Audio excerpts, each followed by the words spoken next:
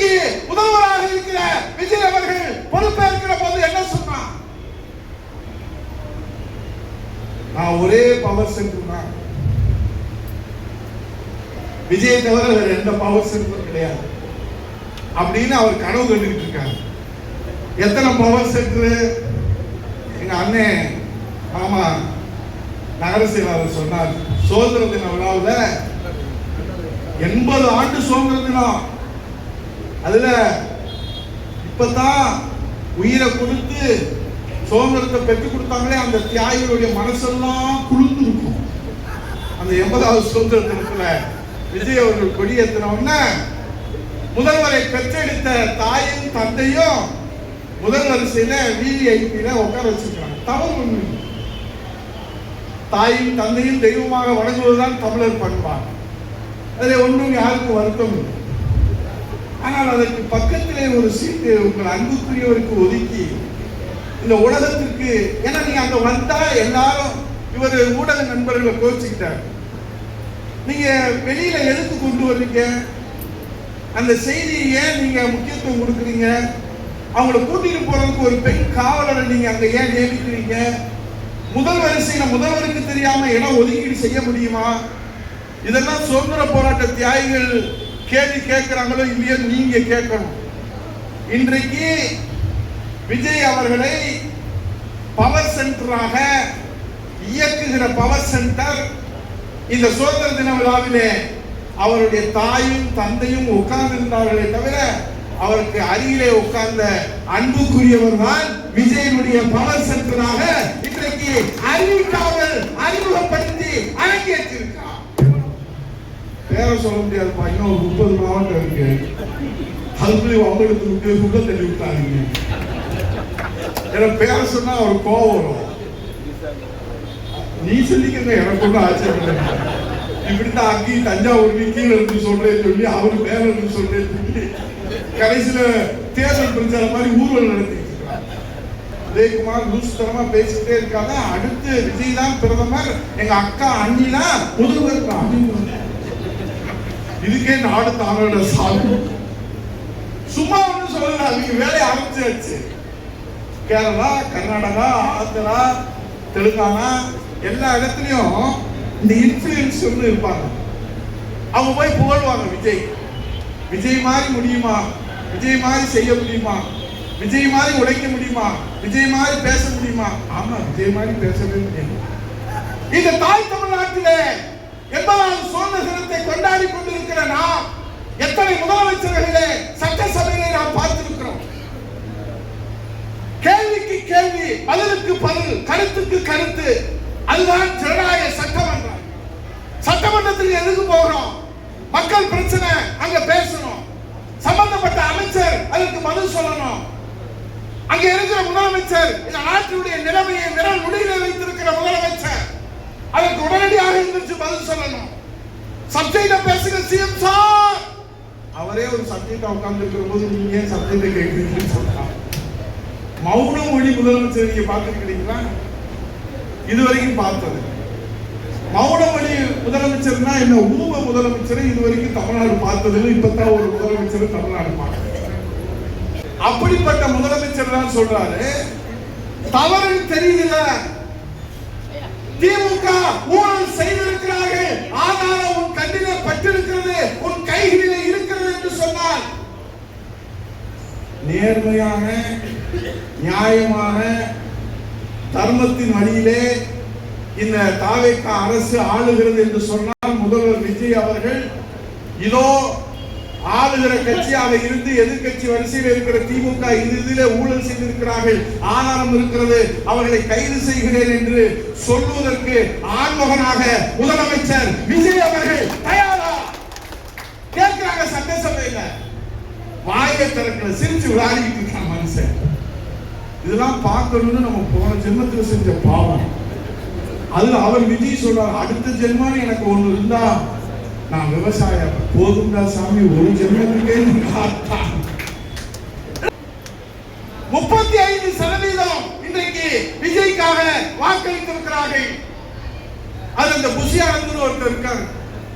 ஐயா, காவேரியில தண்ணி வரல, ஐயா ஜூன் 12ஆம் தேதி காவிரியில மேட்டூர் அணையை திறந்து விடணும்.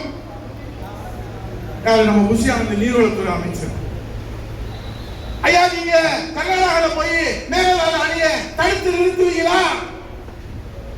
அப்ப என்னதாங்க பேசுவீங்க? என்ன கேள்வி எல்லாம் கேட்கவே கூடாது. எனக்கு முதல்வர் விஜய் என்ன வேலை கொடுத்திருக்காரு தெரியுமா? முதல்வர் எங்கேயாவது வெளியே போகணும் உள்ள வரணும்னா இட்டுக்கிட்டு வரணும். அதான்டா இந்த நீர்வளத்துறை அமைச்சருடைய. இப்படி ஒரு நீர்வளத்துறை அமைச்சர் பார்த்துக்கிட்டு திமுகவில் எடுத்துக்கொண்டால் கலைஞர் வருவார், ஸ்டாலின் வருவார், உதயநிதி வருவார், அதற்கு பிறகு அன்புநிதி வருவார். இங்கே எடுத்துக்கொண்டால் விஜய் வருவார். விஜய்க்கு அப்புறம் யார் வருவார் அவருக்கு தான் தெரியும். அன்புக்குரியவர்கள் வருவார்களா யார் வருவார் என்று யாருக்கு தெரியும்? நீ சொல்லிக்க சாமி, நான் சொல்ல முடிவே பண்ணி இந்த நிலைமையில இருக்குது. ஆகவேதான் நான் உங்களிடத்திலே வணங்கி கேட்கிறேன். அண்ணா திராவிட முன்னேற்ற கழகம் இது 1000 காலத்து பயிர். இது புரட்சி தலைவர் எம்ஜிஆர் உருவாக்கிய இயக்கம். இது புரட்சி தலைவர் அம்மா வளர்த்த இயக்கம். இது நம்முடைய நாட்டை ஆளப்படுகின்ற நடத்துகின்ற நாயகர் புரட்சி தலைவர் எடப்பாடியார் கட்டி காக்கிற இயக்கம். இந்த இயக்கத்தை எவனாவது அழிக்க நினைந்தால் அவன் அழிந்து போவான் என்பதுதான் தமிழகத்துடைய வரலாறு. அது விஜய் அல்ல, ஒரு விஜய் அல்ல, கலைஞராலே முடியாதது, ஸ்டாலினாலே முடியாதது, இந்த துக்கடா போய விஜயினாலே அண்ணா திராவிட முன்னேற்ற கழகத்தை தொட்டு பார்க்க முடியாது. எங்கள் கண் முன்னாலே கழகத்தை காப்பாற்றுவதற்கு போர்க்கள வீரர்களாக, முன்கள வீரர்களாக நாங்கள் நிற்போம். இப்போது எங்களிடத்தில் அதிகாரம் இல்லை, ஆட்சி இல்லை, படம் இல்லை, படை இல்லை என்று யாரும் நினைத்து விட வேண்டாம்.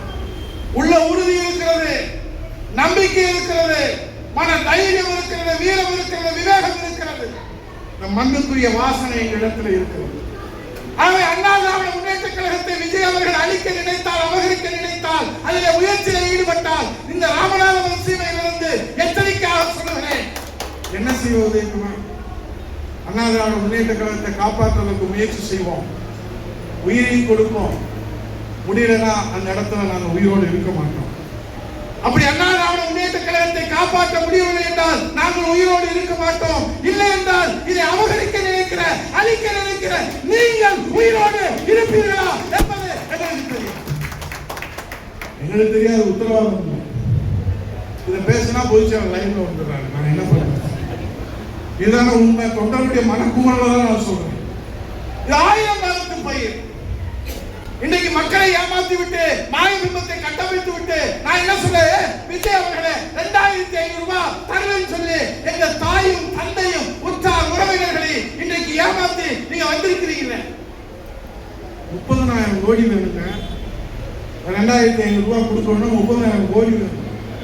6 சிலிண்டர் கொடுக்கணும்னா எத்தனை 1000 கோடி வேணும் தெரியுமா? இப்பயும் 22,000 கோடி கடன் வாங்கி வச்சிருக்காங்க. நான் இந்த ராமநாதபுரம் சீமையிலிருந்து சவால் சொல்லுகிறேன். இன்றைக்கு விஜய் அவர்கள் 2500 ரூபாய் மகளிர் உரிமை தொகை கடன் வாங்காமல் இந்த தாய் தமிழ்நாட்டு மக்களுக்கு, எங்கள் தாய்க்கும் தங்கைக்கும் அக்கா அவர்களுக்கும் இந்த 2500 ரூபாய் மகளிர் உரிமை தொகையை கடன் வாங்காமல் விஜய் தந்துவிட்டால் இந்த உதயகுமார் பொது வாழ்க்கையிலிருந்து விலகிக் கொள்வதற்கு தயார் என்று சவாலாக விடுகிறேன். சவாலை ஏற்றுக்கொள்வதற்கு விஜய் அவர்களே தயாரா? கடன் வாங்கக்கூடாது. நீதான் கடன் ரொம்ப இருக்கின்றியா? கார் வேணா கொடுத்துடும். 2500 ரூபாய் ஏன் கொடுக்குற? பயிர்க்கடனை தள்ளுபடி செய்யணும். எதுவும் கிடைக்கும், ஒண்ணுதான் கிடைக்கும். அல்வா கிடைக்கும். நமக்கு இல்ல, தமிழ்நாட்டு மக்கள். இந்த தாவேக ஆட்சியுடைய ஆயுள் காலம் எண்ணப்பட்டுக் கொண்டிருக்கிறது. மாவட்ட செயலாளர் சொன்னார், இங்கே தாவேக ஆட்சியுடைய நிலைமை எப்படி தள்ளாடி கொண்டிருக்கிறது. எந்த உத்தரவும் உடனே வாபஸ். 11 மதுபானம் விற்கக்கூடாது உத்தரவு. 15 மணி நேரத்தில் உத்தரவு வாபஸ் வாங்க. மாணவர்கள் இளைஞர்கள் போராடக்கூடாது உத்தரவு. எதிர்ப்பு வருது, வாபஸ் வாங்க. தொகுதி வரையிலே சட்டமன்றத்திலே தீர்மானம். 543 தொகுதி மாற்றக்கூடாது தீர்மானம். அங்க போய் உள்துறை அமைச்சர் தென் மாநிலத்தினுடைய அந்த முதல்வர்களுடைய மாநாட்டில் அதை வலியுறுத்தியே சொல்லல. 543 இருக்கணும்னு சொல்லவே இல்லை. தொகுதி வரையில சட்ட ரீதியான விளக்கம் கொடுங்க. தமிழ்நாட்டுடைய எம்பிக்களுடைய பிரதிநிதித்துவம் அது பாதிக்காது என்பதை சட்ட ரீதியான விளக்கம் கொடுங்க. முதல்வர் பேசியிருக்காங்க. ஆக இது வாபஸ் வாங்குகிற அரசு. அந்தர்பல்டி ஆகாசப்படுத்தி அடிக்கிற அரசு. இப்ப தமிழ்நாட்டுடைய முதலமைச்சர் விஜய் அல்ல, வாபஸ் வாங்குற முதலமைச்சர், அந்தர்பல்டி அடிக்கிற முதலமைச்சர். தலைகீழ் மாற்றம் கொண்ட தாவேக அரசு. அது ஒரு உறுதிப்பாடு கிடையாது, அனுபவம் கிடையாது, அறிவு கிடையாது, ஆற்றல் கிடையாது, மக்கள் சிந்தனை என்ன, எதிர்பார்ப்பு என்ன, எதுவுமே தெரியாது. எதையாவது ஒன்று செய்ய வேண்டியது, யாராவது எழுத்து கேட்டா வாபஸ் வாங்கணும். இப்படியே வாபஸ் வாங்கிட்டே போனா தமிழ்நாடு எங்க போகும்? ஏற்கனவே தமிழ்நாடு 16 லட்சம் கோடி கடன்ல இருக்குது. இவங்க இப்ப இந்த ஆண்டு 1,22,000 கோடி கடன் வாங்க போறாங்க. இப்படியே 5 ஆண்டுகள் போச்சுன்னு வச்சுக்கோங்க, நமக்கு 20 லட்சம் கோடி வந்துடும். அதனாலதான் நான் சொல்றேன், மாப்பிள்ளை சொன்னது மாதிரி இந்த அரசு முழுமையாக 5 ஆண்டு காலத்தை, ஆயுள் காலத்தை நிறைவு செய்யாது. அநேகமாக வருகிற நாடாளுமன்ற தேர்தல் இப்ப 2026, 29 நாடாளுமன்ற தேர்தல் வரும். அப்போ ஒரே நாடு ஒரே தேர்தல் வருகிற போது தாவேக அரசு வீட்டுக்கு போயிடும். அதுக்கு முன்னாடியே தாவேக அரசு வீட்டுக்கு போகும். எப்ப வேணாலும் போகலாம், எப்ப வேணாலும் போகலாம், எப்ப வேணாலும் போகலாம். இப்ப ராமநாதபுரத்தில் சொல்லிட்டு போகிறேன், நிச்சயமாக உறுதியாக அனுபவமோ அறிவோ அணுகுமுறையோ இல்லாத மௌனமொழி பேசுகிற இந்த ஊமை முதலமைச்சரை வைத்துக் கொண்டு இந்த நாடு தாங்காது, இந்த தாவேக அரசு நடக்காது.